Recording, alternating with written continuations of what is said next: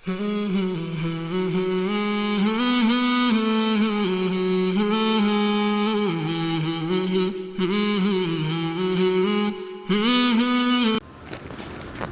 و نصلی علی رسولہ الکریم، اما بعد۔ اعوذ باللہ من الشیطان الرجیم، بسم اللہ الرحمن الرحیم۔ محترم ناظرین، السلام علیکم ورحمۃ اللہ وبرکاتہ۔ محترم ناظرین، سورہ مزمل بہت ہی بابرکت ہے۔ سورہ مزمل کی بہت ہی زیادہ فضیلت ہے۔ سورہ مزمل بہت ہی بابرکت ہے اور افادیت کی حامل متبرک سورہ ہے۔ اس سورت کے متعلق حدیث نبوی صلی اللہ علیہ وآلہ وسلم ہے، اس سورت کو روزانہ ایک مقررہ وقت پر پڑھنے والا کبھی بھی اور کسی بھی حالت میں کسی کا محتاج نہیں ہو سکتا۔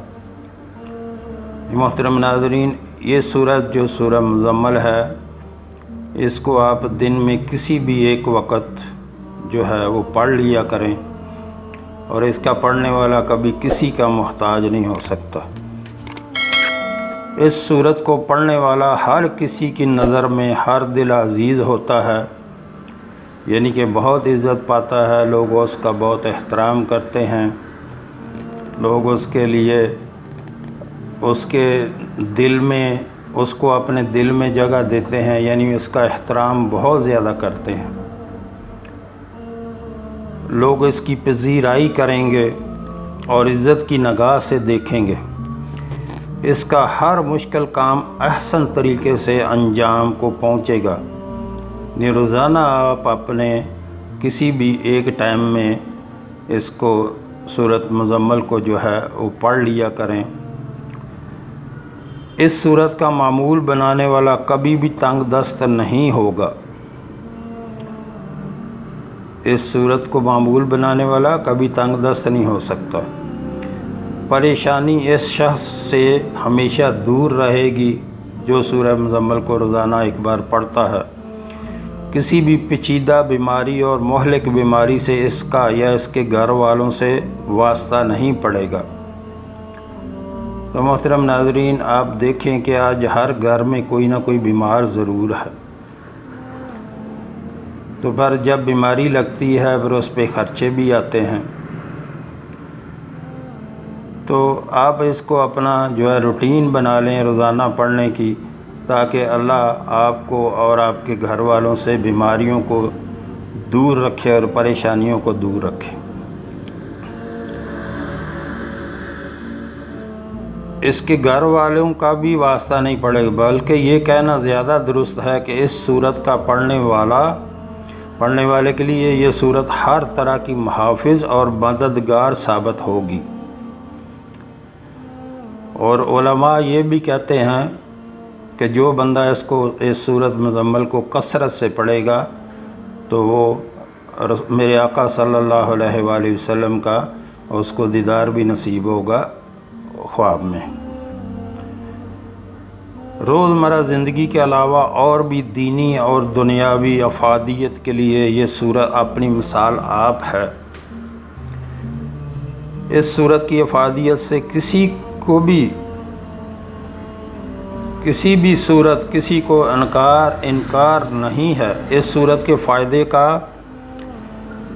قائل ہر وہ شخص ہے جو اپنے جائز مقاصد کے لیے اللہ تعالیٰ کے حضور انکساری سے دعا کرتا ہے۔ یعنی جب آپ سورت مزمل پڑھیں اور پھر اللہ کے حضور عجز و انکساری کے ساتھ دعا کریں، اللہ تعالیٰ اس سورت کی برکت اور اپنی کرم نوازی سے اس شخص کا جائز مقصد حاصل کر دیتا ہے، اور مقصد کے حل کے علاوہ بھی اللہ تعالیٰ اس شخص کو اپنی رحمت کے سایہ میں رکھتا ہے۔ ایک تو دنیاوی مقصد کے لیے لوگ پڑھتے ہیں نا، اللہ کی بہت خاص رحمت ہوتی ہے اس پہ جو یہ سورت پڑھتا ہے۔ ہم لوگوں کو پتہ نہیں چلتا، ہم لوگ کہتے ہیں کہ کچھ نہیں ہوا، کچھ ایسا بھی ہوتا ہے، کچھ آپ کو اللہ تعالیٰ حادثات سے بچاتا ہے، ایسی چیزوں سے بچاتا ہے جو آپ کے وہم و گمان میں نہیں ہوتے۔ تو اس لیے آپ سمجھیں اس بات کو کہ میں پڑھ رہا ہوں تو مجھے اللہ نے بہت ساری چیزوں سے بچایا ہوا ہے، گناہوں سے اللہ بچا لے، یہ بہت بڑی سعادت ہے۔ آج کل گناہوں سے بچنا جو ہے بہت مشکل کام ہے۔ تو ایسی چیزیں ہیں جو مثلا جو یہ سورت پڑھتا ہے اللہ تعالیٰ اس کی مدد کرتا ہے، اس کے گناہوں سے اس کو دور رکھتا ہے، یہ بہت بڑی سعادت ہے۔ اللہ ہمیں گناہوں سے بچا لے۔